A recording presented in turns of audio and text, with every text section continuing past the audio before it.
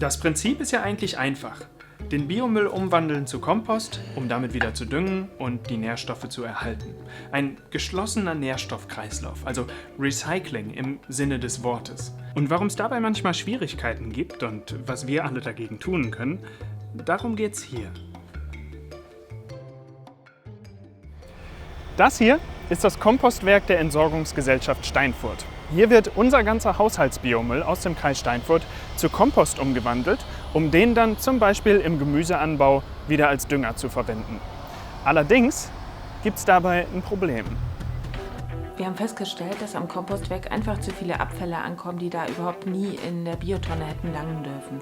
Zum Beispiel Restmüll, Glas, Kunststoffe, verpackte Abfälle. Und wir haben uns gefragt, warum ist das so? Warum machen die Leute das? Und wir glauben, vielleicht liegt es ja daran, dass die Leute einfach gar nicht wissen, was mit ihren Bioabfällen passiert. Dass denen gar nicht klar ist, dass daraus Kompost wird, der hier in der Region wieder auf dem Acker landet. Es kursieren auch manchmal ganz komische Gerüchte, dass Bürger denken, ja, das wird ja sowieso aussortiert, ist doch egal, ob ich trenne oder nicht. Oder es kommt sowieso nur ein Müllauto, das wird vermischt und geht dann in die Verbrennung. Mülltrennung ist total egal. Und deshalb schauen wir uns einfach mal an, was hier wirklich mit dem Abfall passiert.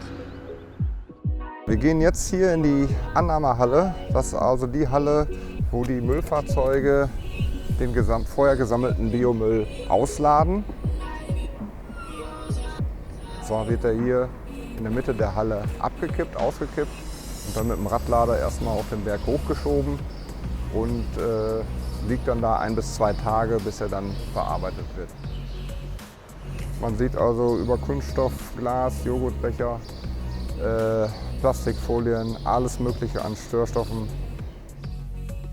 Von hier aus wird dann der Biomüll mittels Radlader in die Fermenterhalle gefahren.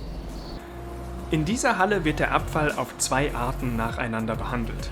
Zuerst wird er in eine von 12 Fermenterboxen gefahren, in der er vergärt und dabei Biogas produziert. Das Gas wird zwischengespeichert und dann in Blockheizkraftwerken zu Strom und Wärme umgewandelt. Die Wärme wird dann in den Fermentern wieder genutzt und der Strom wird eingespeist und verkauft, was übrigens dazu geführt hat, dass die Bioabfallgebühren gesenkt werden konnten. Nach einem Monat im Fermenter wird dann der Gärrest, also das Material, was nach der Vergärung noch übrig ist, in die Rotteboxen auf der anderen Hallenseite gefahren. Es gibt ja 2 Arten von biologischem Abbau in der Natur. Das ist die Vergärung, die ohne Sauerstoff abläuft, und eben die Rotte, die mit Sauerstoff abläuft. Und diese Prozesse, die in der Natur vorkommen, sind hier eigentlich technisch optimiert worden, sodass wir hier eben Gas als Endprodukt aus der Vergärung bekommen und Kompost als Endprodukt aus der Rotte. Der Gärrest wird in der Rottebox also aktiv belüftet und so intensiv kompostiert. Und das eine Woche lang. Das Material, was jetzt aus der Rotte ausgeschleust wird, wird dann hier auf eine sogenannte Dreiecksmiete aufgesetzt. Und diese Mieten haben hier nochmal eine Rottedauer von 4 Wochen. In dieser Zeit wird 1 bis 2 Mal pro Woche mit dem Mietenumsetzer die ganze Miete umgesetzt. Dadurch wird das Material weiter homogenisiert, wird durchlüftet, wird vermischt und dadurch wird der Rotteprozess nochmal beschleunigt.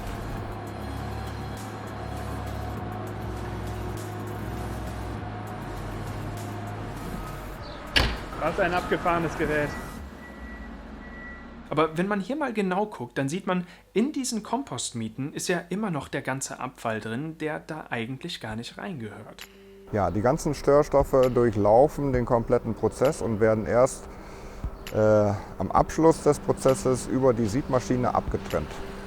Wir sieben das Material mit einem Trommelsieb auf 12 mm ab und die sogenannte Feinfraktion, also bis 12 mm, das ist dann der fertige Kompost.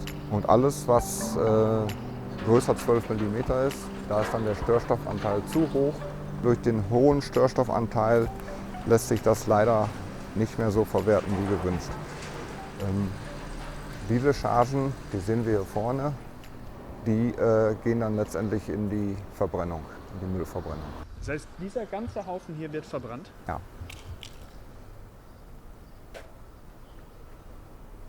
Die Qualitätsansprüche für Kompost sind sehr hoch. Als Hauptabnehmer hat sich ja die Landwirtschaft für den Kompost etabliert. Aber die Landwirte wollen natürlich nicht die Entsorger des Bürgers sein. Von daher müssen wir da Top-Qualitäten erzielen und können natürlich mit diesem Kompost da überhaupt nichts mehr machen. Wir haben unterschiedliche Sachen probiert, vor allem über Pressearbeit, über Zeitung, Radio und Fernsehen. Aber so richtig gewirkt hat das Ganze erst, als wir auch angefangen haben, die Tonnen zu kontrollieren. Unsere Leute, die laufen wirklich durch die Straßen und schauen in die Tonnen rein, immer am Tag der Abfuhr. Und je nachdem, was drin ist, gibt es dann unterschiedliche Aufkleber. Der gelbe, der ist dann eben, wenn wir schon eine Mülltrennung sehen, aber Biomüll in Plastiktüten verpackt ist. Plastiktüten verrotten nicht. Und dann gibt es eben für den Bürger eine kleine Erinnerung, das gehört da nicht rein. Die Tonne wird noch geleert heute, aber beim nächsten Mal bitte Biotüten nehmen oder am besten gar keine Tüten, den Biomüll so rein. Und das ist halt so ein Punkt, der mich total fasziniert. Denn ihr habt das vielleicht auch schon mal gehört, dass man diese biologisch abbaubaren Beutel ja irgendwie nicht nutzen soll. Aber es gibt tatsächlich welche, die hier völlig in Ordnung sind. Nämlich immer dann, wenn auf dem Beutel selbst das Keimling-Symbol abgebildet ist. Das darf man nicht verwechseln mit dem Recycling-Symbol. Keimling deutet darauf hin, dass sich diese Tüten unter gewissen Voraussetzungen zersetzen. Das heißt also, es gibt ausreichend lange Reaktionszeiten, Behandlungszeiten und Temperaturen. Genau das bietet unser Kompostwerk auch. Dann haben wir noch die rote Karte. Die ist dafür da, wenn wir gar keine Mülltrennung erkennen. Das heißt, wenn Restmüll drin ist, Bratpfannen, Staubsauger, wir haben schon die dollsten Sachen gefunden in den Tonnen, bleibt die natürlich stehen. Das ist mutwillig, absichtlich reingeworfen. Und dann hat der Bürger die Chance, die Tonne nachzusortieren und 14 Tage später wieder an die Straße zu stellen. Wenn sie denn in Ordnung ist, wird sie geleert, wenn nicht. Es sind ja nicht alle Bürger, die falsch sortieren. Die allermeisten machen es ja auch total richtig und gut. Aber einige wenige können mit ihrer total falsch befüllten Biotonne eine ganze Anlieferung ruinieren. Und deshalb sind auch viele Bürger auf unserer Seite, die sagen, toll, dass ihr endlich mal nachschaut und kontrolliert. Das klingt natürlich auf den ersten Blick nach einer ziemlich krassen Maßnahme. Aber auf der anderen Seite ist die ja schon auch irgendwie fair. Denn ich sag mal, wer gut sortiert, zahlt ja genauso viel Abfallgebühren wie wer schlecht sortiert. Das heißt, die gut Sortierenden zahlen im Grunde genommen für die anderen mit. Also dafür, dass diejenigen Problemabfälle, die ja nicht in unserem Nahrungskreislauf landen dürfen, dass die nochmal getrennt verbrannt werden müssen. Weil es übrigens einige Dinge gibt, bei denen es gar nicht so offensichtlich ist, ob die jetzt in die Biotonne dürfen oder nicht, hat die EGST auf ihrer Website für euch nochmal eine Übersicht zusammengestellt. Link in der Beschreibung. Und falls ihr Ideen oder Vorschläge habt, wie man diese Situation besser lösen kann, also vielleicht sogar ohne die Tonnen zu kontrollieren, dann ab damit in die Kommentare.